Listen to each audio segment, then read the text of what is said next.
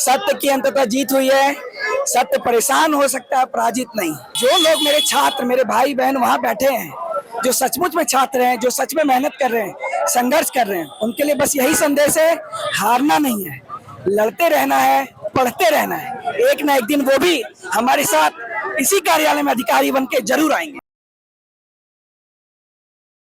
जोहार, नमस्कार। मैं हूं अदिति और आप देख रहे हैं भारत मंथन लाइव न्यूज। इस वक्त हम सचिवालय के समक्ष मौजूद हैं, जहां कल तक ढाई बजे तक छात्र जो है सड़क पर लेटे हुए, सोए हुए नजर आ रहे थे। कल तक सबकी आंखें नम थी और आज अचानक से छात्र जो है वो अलग जुनून, अलग खुशी उनके चेहरे पर दिखाई दे रही है। कोर्ट के द्वारा जो जेसीएससी, सीजीएल, जेपीएससी परीक्षाओं को रद्द लगाने की मांग थी, उस पर कोर्ट के द्वारा स्टे लगा दिया गया है, जिसके बाद छात्रों में एक अलग ही उत्साह नजर आ रहा है। हम सीधे छात्रों से जुड़ेंगे और उनकी खुशी जानने की कोशिश करेंगे। इस वक्त हमारे साथ वही अभ्यर्थी मौजूद है जिनसे हमने कल बात की थी, जिन्होंने बताया था अपनी परेशानियों जो है हमारे समक्ष रखा था। आप क्या कहना चाहेंगे? अब हम लोग बहुत खुश है। कल भी मैंने ये बताया था कि हमें न्याय मिलेगा, कोर्ट पे पूरा भरोसा है और आज हम लोग जीत कर आए हैं और आज बहुत खुश है। अब आप लोगों की नौकरी हाँ, अब हम लोग वापस मंडे से वापस ज्वाइन कर सकते हैं।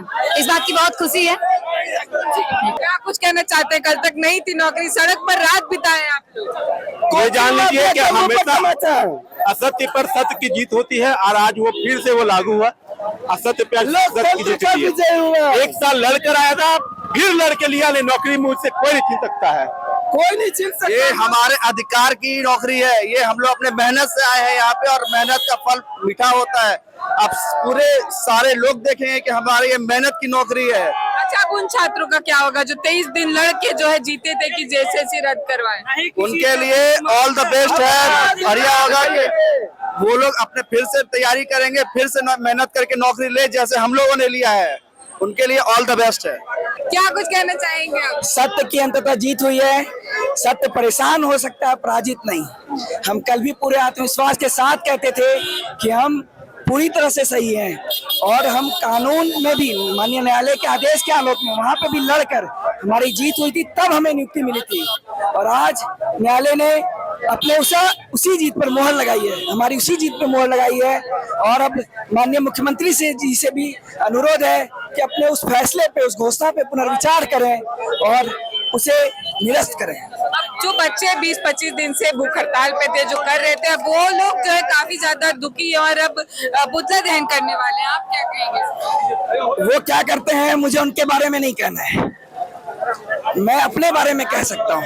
उनके बारे में नहीं सोच रहे कि उनका क्या हाल होगा। वहाँ पे जो सच में छात्र हैं, देखिए मैडम, हमेशा जितनी वैकेंसी होती है उतनी फॉर्म नहीं गिरती है।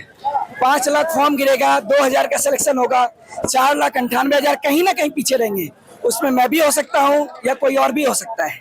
तो इसका मतलब ये नहीं है कि हमें प्रयास छोड़ देना चाहिए, हमें विरोध करना चाहिए। अगर कहीं गलत हुआ है तो उसका निष्पक्ष जांच होना चाहिए। मैं आज भी कहता हूँ, जो गलत तरीके से चुनकर आए हैं उन्हें आप कानून सम्मत उस पर कार्रवाई कीजिए। लेकिन जो लोग मेरे छात्र, मेरे भाई बहन वहाँ बैठे हैं, जो सचमुच में छात्र हैं, जो सच में मेहनत कर रहे हैं, संघर्ष कर रहे हैं, उनके लिए बस यही संदेश है, हारना नहीं है, लड़ते रहना है, पढ़ते रहना है। एक ना एक दिन वो भी हमारे साथ इसी कार्यालय में अधिकारी बन के जरूर आएंगे। कैसा लग रहा है? सबसे पहले तो मेरा यही सवाल रहेगा कि कितने खुश वो कल क्या बोला था कि चक दे इंडिया के कबीर खान है, फिर से वापस लड़ेंगे और जीतेंगे। हो गया ना, बस। ट्रूथ ऑलवेज ट्रायम्फ, सत्यमेव जयते। स्वाभिमान की लड़ाई थी, जीत गए।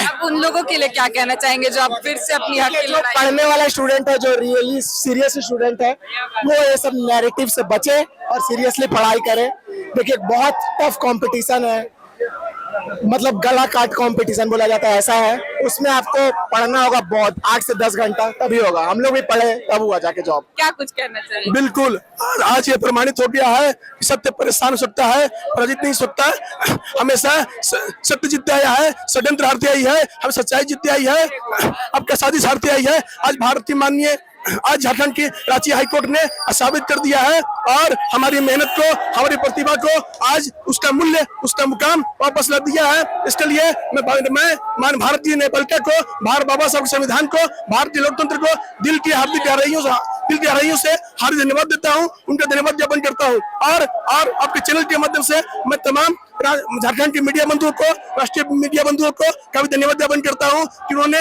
निष्पक्ष तरीके से पारदर्शी तरीके से पूरा का पूरा संतुलन बनाए रखे हुए हमारे इस आंदोलन को, हमारी इस लड़ाई को राष्ट्रीय पटल पर रखने का प्रयास किया है, जो अभूतपूर्व है, ऐतिहासिक है। इसके लिए मैं तमाम अपने जेएससीजीएल अभ्यर्थियों की ओर से आप सभी का, भाइयों का हाथ जोड़कर हार्दिक धन्यवाद ज्ञापन करता हूँ।